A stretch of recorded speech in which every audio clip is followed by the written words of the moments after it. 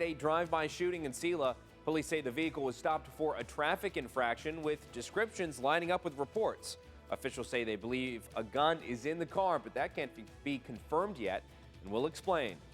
Plus, a new initiative with the Kennewick Police Department aims to increase safety and address criminal activity in the community with a focus on youth violence. Officials say the end goal is less crime. And an old building in Waitsburg could soon be entering a new chapter. The old City Hall has been up for sale for a while, and a couple has put in an offer for it. So a change may be coming to the historical lot that's been a staple for nearly 150 years. We'll have that story and more coming up as you start your day with us right here on Action News.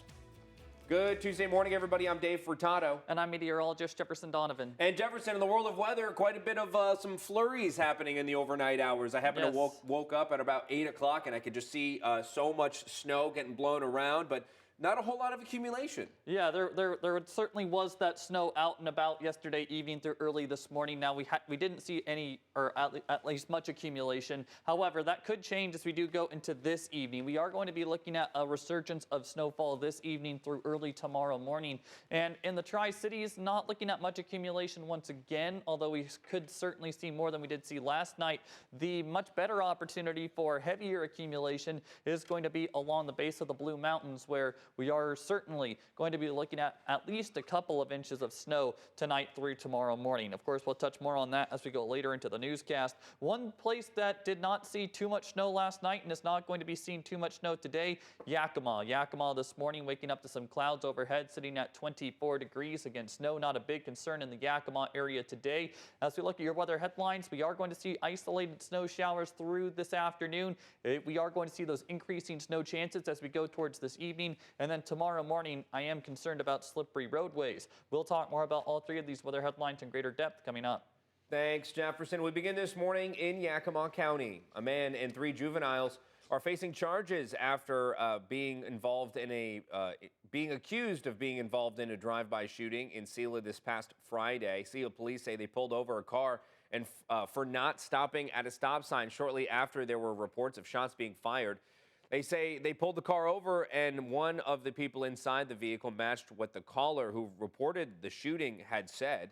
Police did say they saw what they think is the handle of a firearm in the vehicle, but they have to wait until they get a search warrant to confirm this. Police say there were no reports of injuries from the shooting.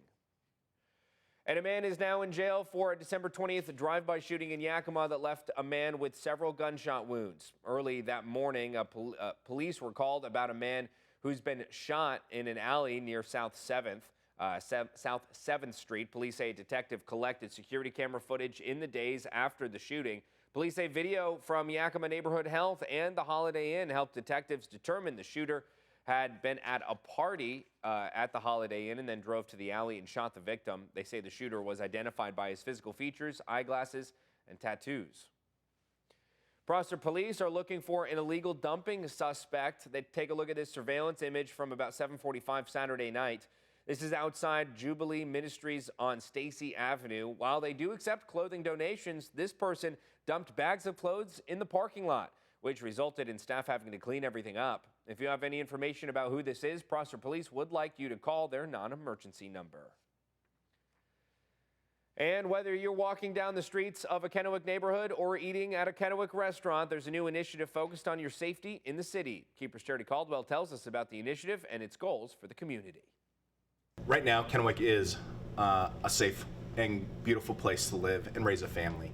And we want to continue that and allow it to flourish and be a place where people can walk down the street without concern that they'll hear gunshots or that they'll get mugged. Just last year, Kennewick Police Department was chosen to take part in an ongoing initiative through the U.S. Attorney's Office called Project Safe Neighborhoods.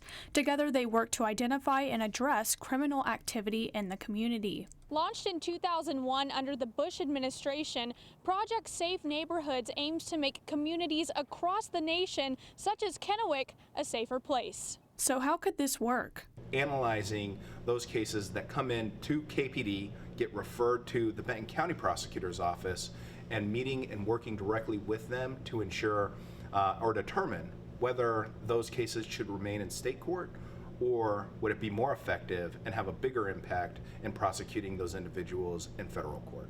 But that's just one example. One thing KPD identified as a local action item through PSN is youth violence. We've seen a spike in youth violence over the last couple of years.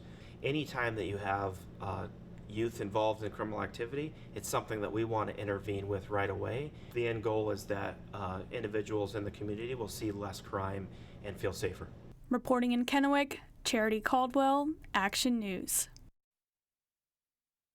Keepers Charity Caldwell, thank you. And the search for a new police chief in Yakima is now over. The new chief is a familiar face, Interim Chief Sean Boyle. Boyle has been serving as the interim police chief since Matt Murray retired last summer. Boyle has been with the Yakima Police Force since 1997 and has received numerous promotions.